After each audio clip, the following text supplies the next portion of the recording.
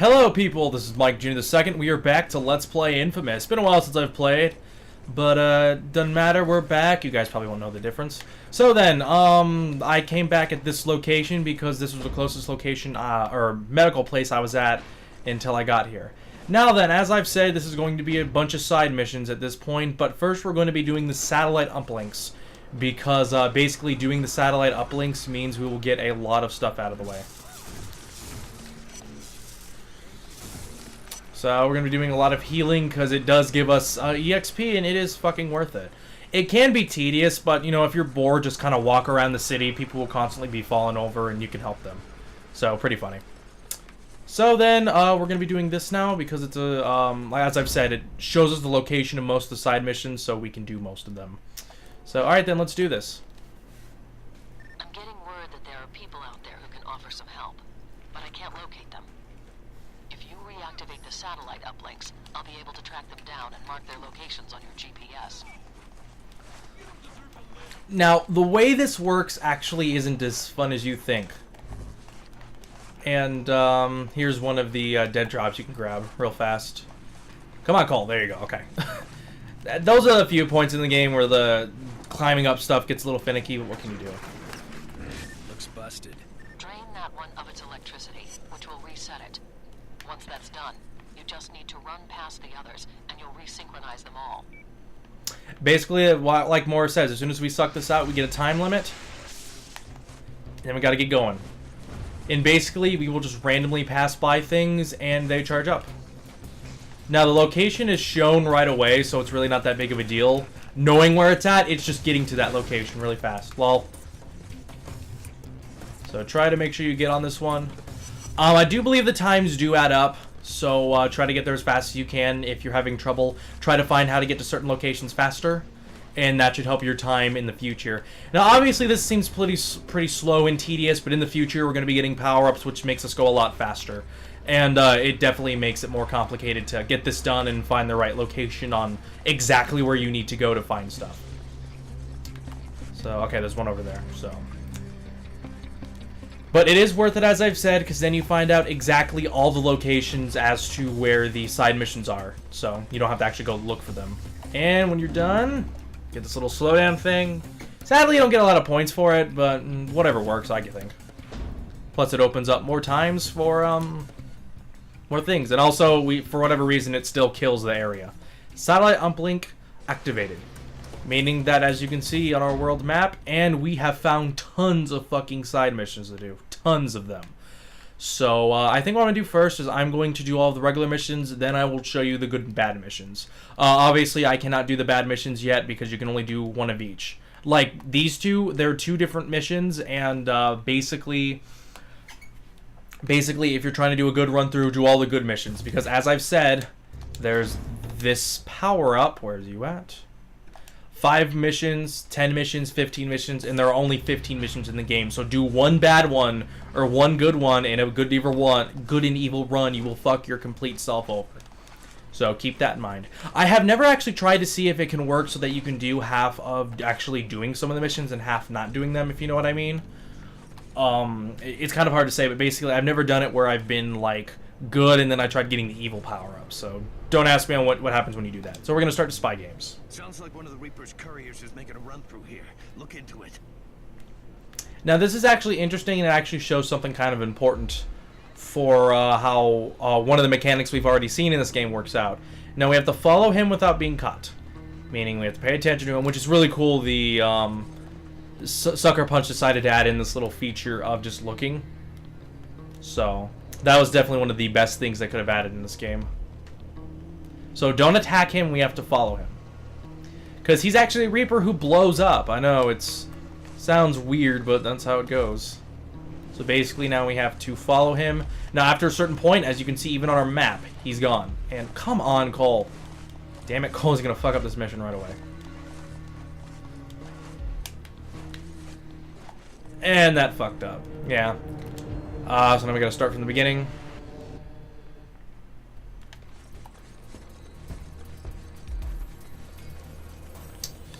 Let's see if I can do this.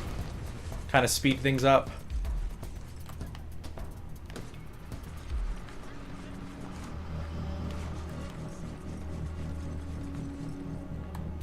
So we can see him. That's cool. That's cool. If you know where he's going, it kind of helps because you can kind of trick the game. So now he's going that way, motherfucker. How dare that Reaper go a different direction than I thought he was going to go. I don't know how he didn't spot me, but whatever.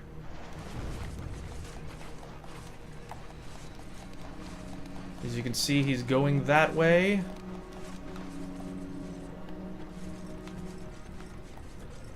How do we get over there? We go across the line. This one's actually kind of difficult for this point in the game, I think. Because, like, the mission isn't hard, but it's just something you haven't seen before, and trying to actually pay attention is very difficult.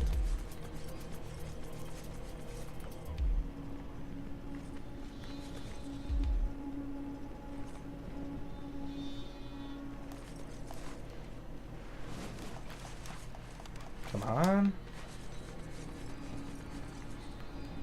Ooh, what's that down there? As you can see, he left something behind.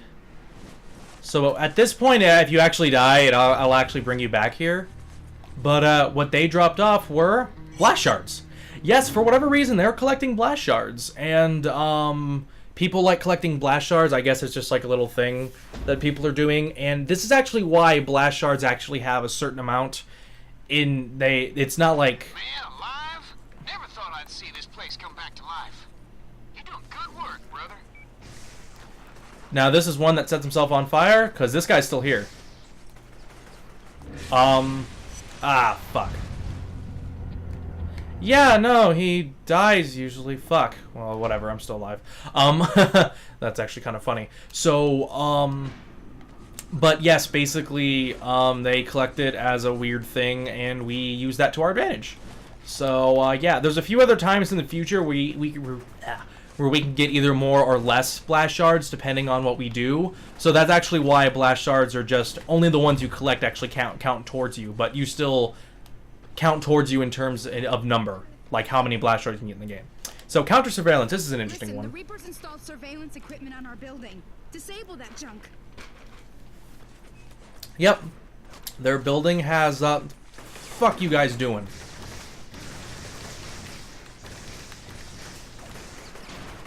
Don't fuck with me, little shits. Come on. Bring it on, motherfuckers. Bring it on. Holy shit, there are so many of them. What the fuck? Oh, yeah, point of interest for a mission. Fuck the mission, I'm angry, man. You don't mess with Cole McGrath. Cole McGrath messes with you. Little shits. Now, I might be able to fuck with them, jump off right away, and hurry up. Like, jump towards them and hopefully kill them that way. Sadly, Zeke's house is a bitch to get on.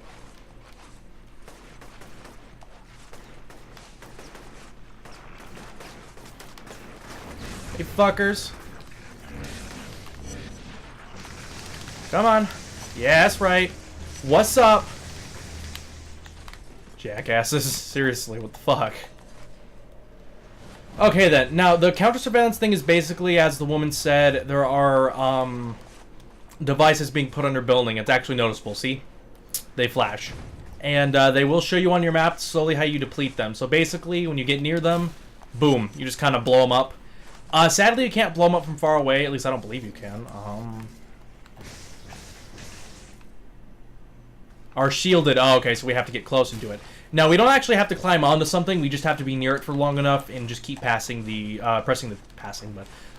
triangle button, which is really nice. I do like how they did that, because it would have been annoying. Because that's how companies think. Sometimes companies think that how they make games difficult is by making you fight with the mechanics, and really, it's working with the mechanics, which makes it a lot more entertaining.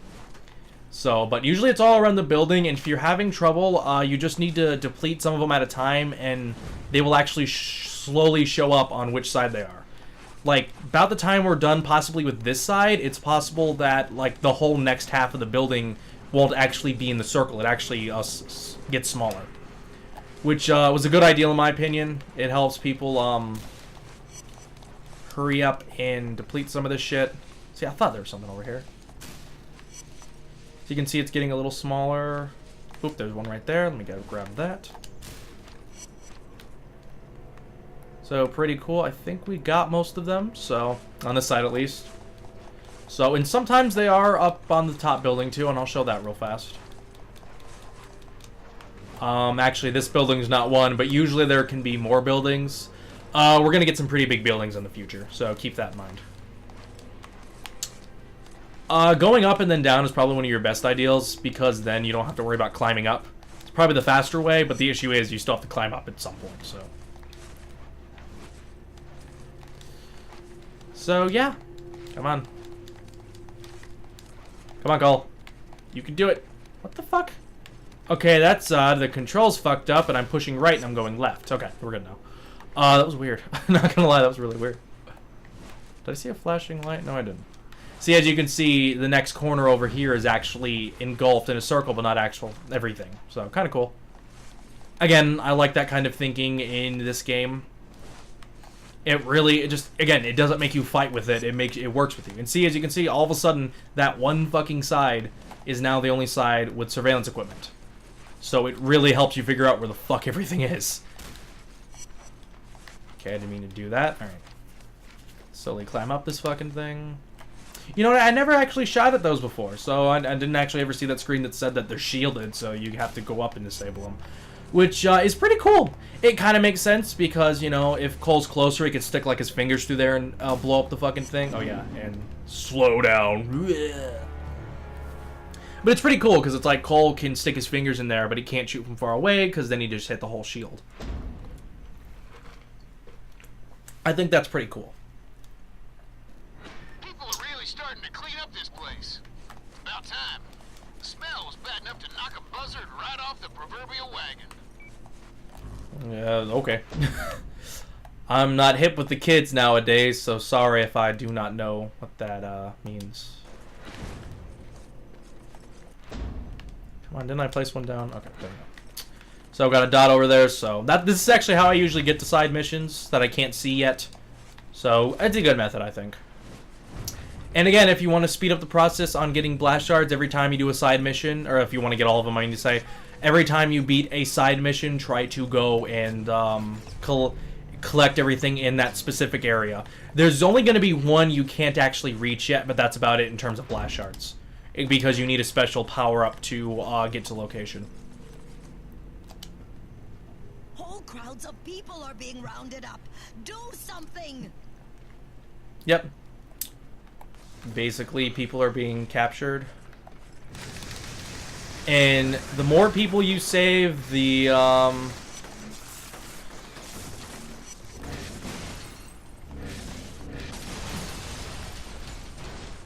9 hostages. And basically, as I've said, the more people you save, the more, shit you get. Dead. 9 rescued. 3 XP for each one of them. So that's around 27 experience points. It helps. So you can kill them all. This isn't a good or bad thing, so you could kill them all for the experience, but it works right now. Just saw some people hanging posters up. Got your face plastered all over them. Now that's publicity. Yep. Yeah, Zeke talks to you after a lot of stuff. Ooh, what do we got here? Ah, yes, this is an interesting one that I've talked about before. Hidden package. Basically, we do the whole read mind thing. Oh yeah, and the people are cheering on us. Just what I was looking for. And basically, there is a hidden location to a bag, and we have to go find it. Sadly, we're going to have to go away from our location to get the other counter-surveillance side mission that I wanted to do next, but whatever. So basically, it is in this specific area, and we use our little mind thing to help show the location of the package. If I remember correctly, it's on that side. But basically, what you want to do is pay attention exactly. Where's the light post at? Where is that sign? You need to pay attention to little details if you want to find it. That's how I find it. But you can tell that it's near these packages, and I believe it's on this side.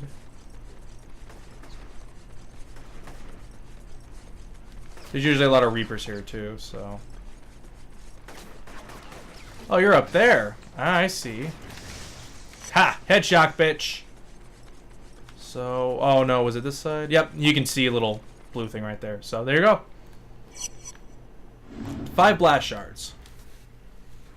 Counts towards your battery core, but it doesn't count towards the actual amount you need to find to get the trophy, is what I meant to say earlier.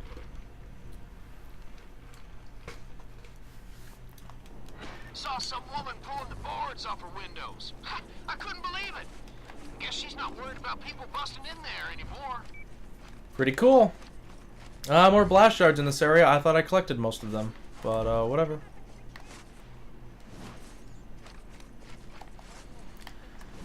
So it's kind of cool having to go back up here. Kind of one of those moments where you get to go back to where you used to be, which is pretty cool. That's something Infamous actually lets you do. A lot of games like, I don't know what it is, but a lot of games like to have it, so a lot of locations you've been to you can't go back to. Sometimes it makes sense, I totally understand, but sometimes I'm just like, can't we just like go back to the location we started in? It's kind of nostalgic, but nope. And as you can see, this little line down here we have to grab on. Can I get down it? Oh, there we go. And I believe we've gotten all of them in this area. Sweet. So I try not to go for blast shards, but they're here right now, so let's just fucking grab them. So let's go to the counter surveillance thing. Sadly, we can't do anything over there yet. It's possible that means we will get a mission later over there, just because we haven't seen it yet. Because actually, a lot of the side missions we see, we will first see in the main missions. Kind of a way to make it more interesting, which I like. It's kind of it's something that's kind of weird. It's like the enemies have tried something once, why don't they try it again in some games?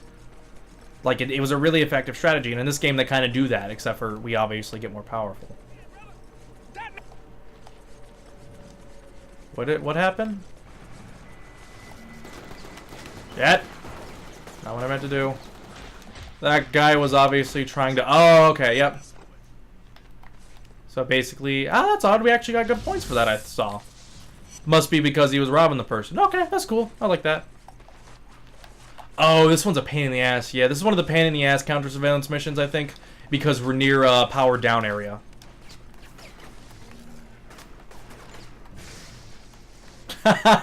Didn't plan on doing that, but whatever. Whatever works, motherfucker. Oh, that was funny. Yay. So then... Okay, then... Now you have to be careful, because if the person dies who's doing the side mission, you can't do the mission. Now, if you can revive them, that works, but if they die, you have to wait. Installed surveillance devices on our building. Please disable them. Why does she sound familiar? And I don't mean like compared to this game, I just mean in general. Yeah, this is one of the more pain in the ass missions actually. Some of the other counter missions aren't that bad compared to this one. Just because the location of everything is just so random, and you got that fucking guy over there that shoots at you. Meaning Reapers are fucking everywhere. So this one might take a while, I do apologize. What can we talk about? I believe last time I talked about the Xbox One and how it failed. They're reversing the DRM on the system, which I think is a good thing for consumers. However, some people are jumping the gun on Microsoft all of a sudden being a great company all of a sudden. Because keep in mind, Sony kept it because they realized that was the fans wanted. It's a possibility that they could have had their own system for used games and stuff, but they decided, you know, people didn't want that. People saw that, you know, they saw that people didn't want that. However, Microsoft had to wait until they saw that, oh, guess what? Not only are people mad at us, but they're not going to buy our fucking console anymore. Because with the pre-order things. That's why they changed everything. And the way the guy talks about it, too, in the letter, if you read the letter as to, you know, that was sent to him, he's a real big fucking dick about it. Like, he's just like, oh, you know, I hear all these people who want to do this and that, and we really wanted to advance the future, but sadly, people don't want to change. It's really dickish, how the guy talks in the letter. Because apparently there is a letter. I read it on a site that might not be very, apparently I read it on a site that didn't have exactly perfect evidence that what is said, it might be exactly what happened. But, shit. Anything I can suck electricity up. Nope, I gotta wait. Could I? Nope. Okay. So that's how I usually have to heal. Again, I don't mind healing in this game like this because games like COD, we're talking about normal soldiers who can heal. In this game, we're talking about Cole McGrath, a fucking a human battery. So I think it's nowhere near the same in terms of believability. So, but anyway, Xbox One, this guy seems like a dick about the way he tried to put everything. And a lot of people still try to defend it like, oh, it's a good system. We swear. It's, the family plan thing would have been awesome. Yeah, it was actually found out on what the family plan thing actually was. Get this. The family plan was basically, it wasn't actually 10 people sharing games. And I swear to God, I'm gonna fucking kick this motherfucker's ass. It wasn't actually 5 people sharing game. It wasn't 10 people sharing games. It was 10 people. Okay, you know what? Fuck this shit. Come here, motherfucker. Don't fucking mess with me, goddammit. Not in the mood. But it's not actually people sharing, it's basically playing an hour-long demo of the game.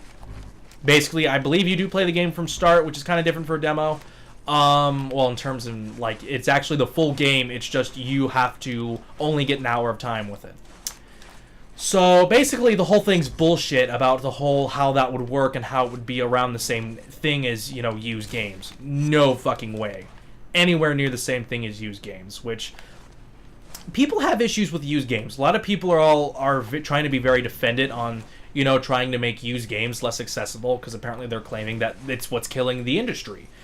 And I find that to be bullshit. And for good reasons, too. The used game thing is... there's a few things about used games. Was there one on there that I just missed? I don't know, I thought something popped up. But there's a lot of things that people don't seem to realize about used games. And one, it's about the industry itself. People who play video games are the poorest people. I like the way Cole uses it, but are the poorest people in the world. Poorest people in terms of just how we are. That might be hard to understand, but let me just kind of explain it real fast. Basically, who pays for used games? Kids, teenagers, and college students. Guess who is the poorest out of the classes in the world? Kids, teenagers, college students. And yet you're telling them that you're gonna both make them pay for new games all the time. 60 bucks along with all the DLC these companies are coming up with. Fucking bullshit. If that happens, you will actually destroy the industry. I think if you get rid of used games, not really destroy the industry, but you're actually going to get a mark down in the industry because people are going to be paying for less games. The whole DLC thing kind of got abused as a way to force people to keep their games, either to see more content for it and stuff. Some companies have done very well with used games. I think Bethesda is a great example. But, God, where the fuck is the other one? But most companies abuse used games, and they use it as a method just to get more money. I mean, think about it.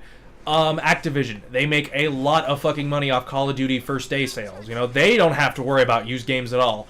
And yes, what is their DLC cost for each DLC? $15, which usually amounts up to about, get out of the way. I hate the people in this world. They are fucking morons.